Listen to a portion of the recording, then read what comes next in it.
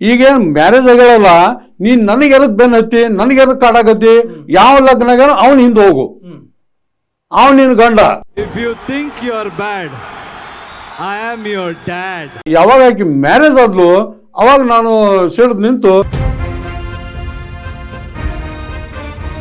What ever ನನ್ನ judgement ಏನ್ ಗೊತ್ತಾ, ಇದರಲ್ಲಿ ನೀನ್ ಮದ್ವೆ ಆಗಿದೆಯೋ ಇಲ್ವೋ ನನಗೆ ಬೇಕಾಗಿಲ್ಲ. ನಿನಗೆ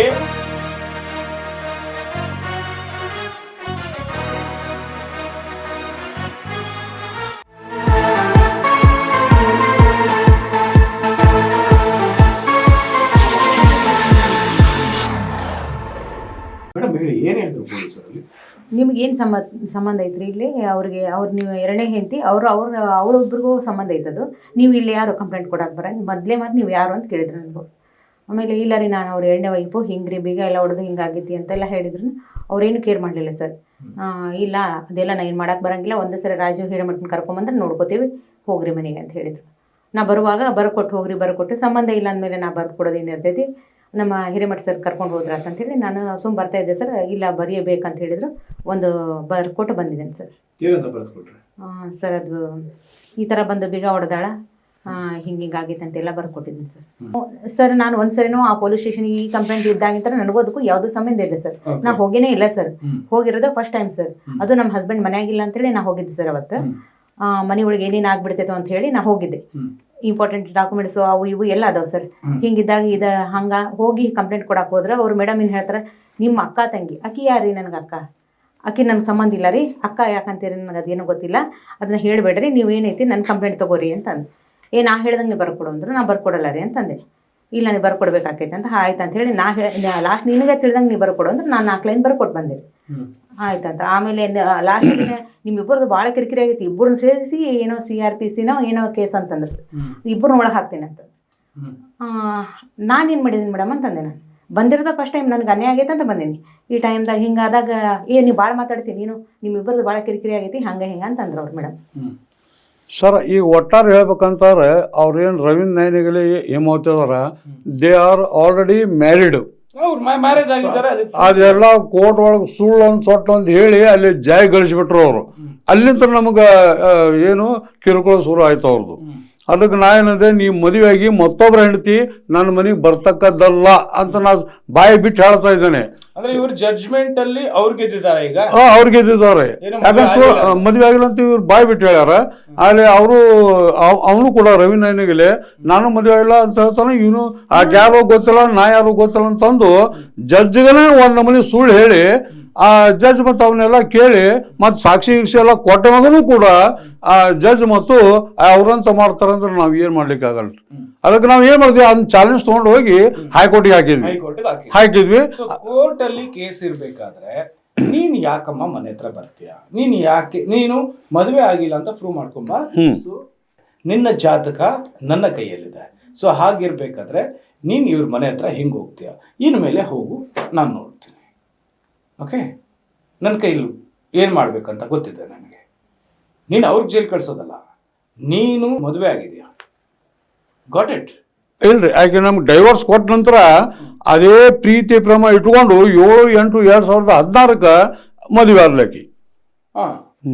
7/8/2016 ಶ್ರೀಶೈಲ ಮಲ್ಲಿಕಾರ್ಜುನ ದೇವಸ್ಥಾನದಾಗ ಮದುವೆ ಆದ್ರು. ಇದನ್ನ ಯಾಕೆ ಮುಚ್ಚಿಟ್ರು ಅಂತಂದ್ರೆ ಸರ್, ಇದು ಇವಾಗ ಈಗ ಬರೋ ಅಂತವೆಲ್ಲ ಪ್ರಾಪರ್ಟಿ, ಈಗ ಪ್ರಾಪರ್ಟಿ ಕಳ್ಕೊಂತಾಳ, ಹಾಫ್ ಆಫ್ ದಿ ಸ್ಯಾಲ್ರಿ ಕಳ್ಕೊಂತಾಳ, ಅದೇ ಕಳ್ಕೊಬೇಕು ಅಂತ ಹೇಳಿ ಅದಕ್ಕೆ ಅಲ್ಲಿ ಸೂ ಅನ್ಸೋಟ್ರು ಅಂತ ಹೇಳಿ ಬಂದ್ಬಿಟ್ಟು 2/2/2011 ಆಗುತ್ತೆ. ಅವ್ರು ಮದುವೆ ಆಗೋದು ಯಾವಾಗ? ಇವರಿಬ್ರು 7/8/2016 ಮದುವೆ ಆಗ್ಯಾರ ಅವರು. 2016.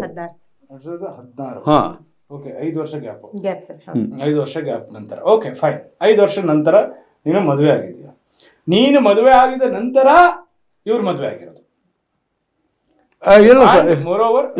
ಇಲ್ಲ ಈಗ ಡೈವರ್ಸ್ ಕೊಟ್ಟು ಹೋದ್ಲ ನಮ್ಮನ್ನ. ಡೈವರ್ಸ್ ಕೊಟ್ಟು ಹೋದ ನಂತರ ನಮ್ಮನ್ನ ಡೈವರ್ಸ್ ಆದ ಮೇಲೆ ಮದುವೆ ಆಗಿದೆ. ಹಾ, ಎಸ್, ಇದು ಕರೆಕ್ಟ್. ಸರಿ, ಡೈವರ್ಸ್ ಆದ ಮೇಲೆ ಮದುವೆ ಆಗಿದೆ, ಅದು ಲೀಗಲ್ ಆಗಿ ಮದುವೆ ಆಗಿದ್ದಾರೆ, ರಿಜಿಸ್ಟರ್ ಮಾಡ್ಕೊಂಡೆ. ನೀನೇನಂತಿದ್ಯಾ ಈಗ, ಈ ಏನು ಈ ಹೆಸರು ಎಲ್ಲಾದ್ರೂ ಇದೆಯಾ, ದಾಖಲೆ ಆಗಿದೆಯಾ ಈ ಹೆಸರು ಏನಂತ ಹೇಳಿ? ಈ ಹೇಮಾವತಿ ರವೀಂದ್ರ ನಾಯಿ ನಲಿಗೆ ಪ್ರೂಫ್ ಏನಾದ್ರೂ ಇದೆಯಾ ನಿಮ್ಮ ಹತ್ರ? ಸರ್ ಹೈಕೋರ್ಟ್ನಾಗಂತ ಅದ ಒಂದೇ ನೇಮ್ ಐತೆ ಸರ್. ಅದೇ ನಿಮ್ಮ ಹೇಮಾವತಿ ರವೀಂದ್ರ ನಿಮ್ಮ ಹತ್ರ? ಹಾಂ ಸರ್ ಅದೇ ಸರ್. ನೀವು ಕೊಟ್ಟಿರೋದಾ ಅವ್ರು ಕೊಟ್ಟಿರೋದಾ? ಸರ್ ಅದು ಯಾವ ತರ ಫೀಲ್ಡ್ ಆಗಿತ್ತ ಗೊತ್ತಿಲ್ಲ. ಹೇಮಾವತಿ ರವೀಂದ್ರ ನಾಯನೆಗ್ಲೆ ಅಂತಾನೆ ಕರೀತಾರೆ. ಫೈಲ್ ಬಿಲ್ಡಪ್ ಆಗಿದೆ. ಓಕೆ, ಅದೊಂದು ಕಾಪಿ ಕೊಡಿ ಆಯ್ತಾ, ಅದೊಂದು ಕೊಡಿ. ಆಮೇಲೆ ಈ ಗದಗ್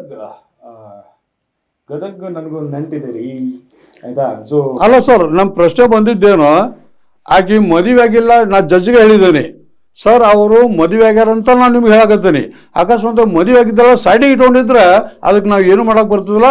ಯಥಾ ಪ್ರಕಾರ ನಾನು ರೊಕ್ಕನೂ ಹಾಕ್ತಿದ್ದೆ, ಮನಿನೂ ಕೊಡ್ತಿದ್ದೆ, ಅವಾಗ ಅನಿವಾರ್ಯ ಇತ್ತು ನನಗೆ. ಬಟ್ ಯಾವಾಗ ಆಕೆ ಮ್ಯಾರೇಜ್ ಆದ್ಲು ಅವಾಗ ನಾನು ಸಿಡಿದು ನಿಂತು ಇವೆಲ್ಲ ಡಾಕ್ಯುಮೆಂಟ್ಸ್ ಕೊಟ್ಟೇನಿ ನಿಮ್ಮ ಕಡೆ ಅಂತ ಹೇಳಿನ. ಆ ಹಿನ್ನೆಲೆ ಒಳಗೆ ಏನಪ್ಪ ಅಂತಾರೆ, ಈಗೇನು ಮ್ಯಾರೇಜ್ ಆಗ್ಯಾಳಲ್ಲ, ನೀನು ನನಗೆ ಎದಕ್ಕೆ ಬೆನ್ನು ಹತ್ತಿ, ನನಗೆ ಎದಕ್ಕೆ ಕಾಡಾಕತ್ತಿ, ಯಾವ ಲಗ್ನಾಗ ಅವ್ನು ಹಿಂದೆ ಹೋಗು, ಅವ್ನು ನಿನ್ನ ಗಂಡ, ಅಲ್ಲಿ ಹೋಗಿ ಅವನ ಹೆಂಡತಿಗೆ ಏನು ಹೇಳ್ತೀನಿ ಹೇಳೋಗು. ಆದರೆ ನನಗೆ ನೀನು ಸಂಬಂಧ ಇಲ್ಲ. ಈಗ ನೀನು ನನ್ನ ಮನೆಗೆ ಬಂದು ನಿಂತಿಯಲ್ಲ, ನೀನು ಎರಡನೇ ಮತ್ತೊಬ್ಬರು ಹೆಂಡ್ತೀನಿ, ನೀನು ಹೆಂಗೆ ಕರ್ಕೋಬೇಕು ನಾನು? ದಿಸ್ ಇಸ್ ದ ಕ್ವಶನ್ ಈಗ ನಮಗೆ. ಹಾಂ, ಬರಬಾರ್ದು ನೀನು. ನಿನಗೆ ತಾಳಿ ಕಡ್ದವ 7/8/2016 ಅವ ಕಟ್ಟಾನ, ಅವನ ಮನೆಗೆ ಹೋಗು. ನನ್ನ ಮನೆಗೆ ಎದಕ್ಕೆ ಬಂದೆ, ನನ್ನ ಎದಕ್ಕೆ ಕಾಡಾಕತ್ತೀನಿ? ಕಟ್ಟಿಲ್ಲ, ನನ್ನ ಮದುವೆನೇ ಆಗಿಲ್ಲ ಅಲ್ರಿ. ನಾನು ರವೀಂದ್ರ ನಾಯಿನಿಗೆಲ್ಲ ಏನು ಮದುವೆ ಆಗ್ಯಾನಲ್ಲ, ಅವನ ಮನೆಗೆ ಹೋಗು, ಅವನು ಬೆನ್ನತ್ತು. ಅದು ಆಮೇಲೆ ಆಕಿ ಸುಲಭ ಹೇಳ್ತಾಳೆ. ಏನಪ್ಪಾ ಅಂತಂದ್ರೆ, ಜಜ್ಮೆಂಟ್ ಆಗೈತಲ್ಲ, ಫೇಲ್ ಆಗೈತಲ್ಲ, ಅದಕ್ಕೆ ನಾ ಬಂದಾನಿ, ಅದಕ್ಕೆ ಏನು ಲಗ್ನ ಆಗಿಲ್ಲನು ಅಂತೇಳಿ ಸಾರ್ವಜನಿಕರಿಗೆ ತನಗೆ ಹೇಳ್ತಾರೆ, ಹೇಳಕತ್ತಾಳ. But that is not the truth. The truth is she has married. ನನ್ನ ಜಡ್ಜ್ಮೆಂಟ್ ಏನ್ ಗೊತ್ತಾ ಇದರಲ್ಲಿ, ನೀನ್ ಮದ್ವೆ ಆಗಿದೆಯೋ ಇಲ್ವೋ ನನಗೆ ಬೇಕಾಗಿಲ್ಲ. ನಿನಗೆ ಡಿವೋರ್ಸ್ ಆಯ್ತು, ನಿನಗೆ ಜಡ್ಜ್ ಏನ್ ಕೊಡಕ್ ಹೇಳಿದ್ರು ಅದನ್ನ ಕೊಟ್ಟಿದ್ದಾಯ್ತು, ಅಲ್ಲಿಗೆ ಮುಗ್ದೋಯ್ತು. ನೀನ್ ಇನ್ನೂ ಬಂದ್ಬಿಟ್ಟು ಕೊಡು ಅಂತ ಕೇಳಕ್ಕೆ ರೈಟ್ಸ್ ಇಲ್ಲ. ನನ್ನ ಮನೆ ಸನಕ್ ಹಾಯಬಾರ್ದು ರೀ. ಯಾರ್ದೋ ಹೆಣ್ತಿ ಯಾರ್ದೋ ಮನೆಗೆ ತನ್ನ ಪಾಡಿಗಿದ್ದ, ಅಲ್ಲಿ ಹೋಗಿ ಅವ್ನ ಕರ್ಕೊಂಡು ಹೋಗಿ ಲಗ್ನ ಆದ್ಲು. ಅವನ ಇದ್ರು ಕೂಡ ನಿಮ್ದು ಹಳೆ ಹೆಂಡ್ತಿನೇ, ಯಾರ್ದೋ ಹೆಂಡ್ತಿ ಅಲ್ಲ, ನಿಮ್ದು ಹೆಂಡ್ತಿನೇ ಅವರು. ಸರ್, ಅವ್ರ ಹೆಂಡ್ತಿನೂ ಭಯಂಕರ ಫೋಟೋ ಎಲ್ಲ ತೋರಿಸಿದಾಗ ಉಳಾಡಿ ಬಿದ್ದ ಹತ್ಲವಳು. ಅವ್ರ ಕಣ್ಣೀರು, ಅವ್ರ ಉಸಿರು ಯಾರು ಕೇಳ್ತಾರ? ನಾಯಿನಿಗಲೇ ಹೆಂಡ್ತಿ. ಅವನಿಗೂ ಬಿಟ್ಬಿಟ್ಟು ಇವನ್ ಬಂದ್ ಕಟ್ಕೊಂಡಿರೋದು. ನೀವು ಬಿಟ್ಬಿಟ್ಟು ಬಂದ್ ಕಟ್ಕೊಂಡ್ರೆ, ಇವರು ಬಿಟ್ಬಿಟ್ಟು ಬಂದ್ ಕಟ್ಕೊಂಡ್ರೆ, ಎಲ್ಲಾರು ಬಿಟ್ಬಿಟ್ಟು ಬಂದ್ ಕಟ್ಕೊಂಡ್ರೆ. ಬಟ್ ಕಟ್ಕೊಂಡು ಆದ್ಮೇಲೆ ನೆಮ್ಮದಿ ಆಗಿರ್ಬೇಕು, ಇನ್ನೊಬ್ಬರಿಗೆ ತೊಂದರೆ ಕೊಡಬಾರ್ದು ಅಷ್ಟೇ. ಯಾರು ಕಟ್ಟಾಡ್ತಾಳೆ? ನಾವು ಈ ನಾಯಿ ನಗಿಲೆ ಇದಾರಲ್ಲ, ರವೀಂದ್ರ ನಾಯಿ ನಗಿಲೆ, ಅವ್ರಿಗೆ ಒಂದು ಫೋನ್ ಮಾಡ್ತೀನಿ, ಓಕೆನಾ? ಸೊ ಅವ್ರಿಗೆ ಫೋನ್ ಮಾಡ್ತಾ ಇದ್ದೀನಿ, ಇವ್ರ ಹೆಂಡತಿಯ ಗಂಡನಿಗೆ. ಕಟ್ ಮಾಡ್ತಾವ್ರ ಅಣ್ಣ, ಕಟ್.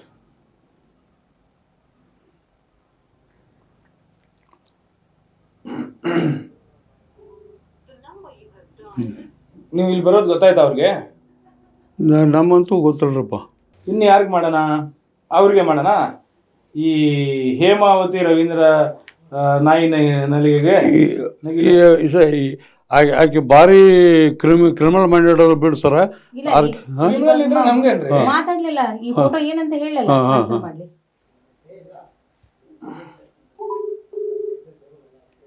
LIC ಏಜೆಂಟ್ ಅಂತ ಬರ್ತಿದೆ, ಏಜೆಂಟು ಆಕಿ.